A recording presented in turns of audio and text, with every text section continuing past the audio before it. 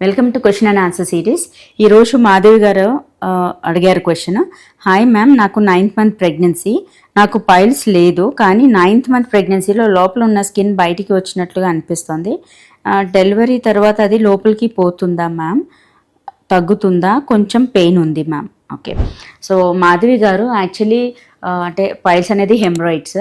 So haemorrhoids ఉన్నా లేకున్నా ప్రెగ్నెన్సీలో ఏంటంటే మనకు ఏనల్ స్పింక్టర్ కొంచెం లూజ్ అవ్వడం వల్ల కూడా హెమరాయిడ్స్ అనేది బయటకు వచ్చే ఛాన్సెస్ ఉంటుంది.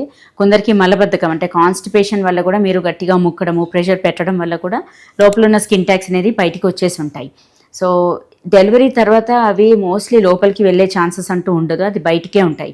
కాకపోతే దాని దగ్గర ఆ చోట ఉన్న స్వెల్లింగ్ అది తగ్గడానికి ఏంటంటే మనం సిట్స్ బాత్ ఒకటి చెప్తాము.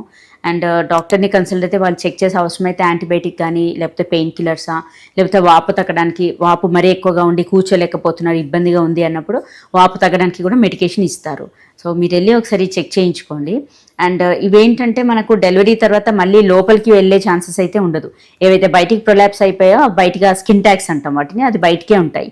కాకపోతే దానివల్ల మీకు ఏమైనా ఇబ్బంది అవుతుంటే మాత్రం అది ఎక్స్ట్రాక్షన్ అది తీసేసేది ఉంటుంది. అదర్వైజ్ నథింగ్ టు వరీ, అది క్వైట్ కామన్ థింగ్ అండి ప్రెగ్నెన్సీలో.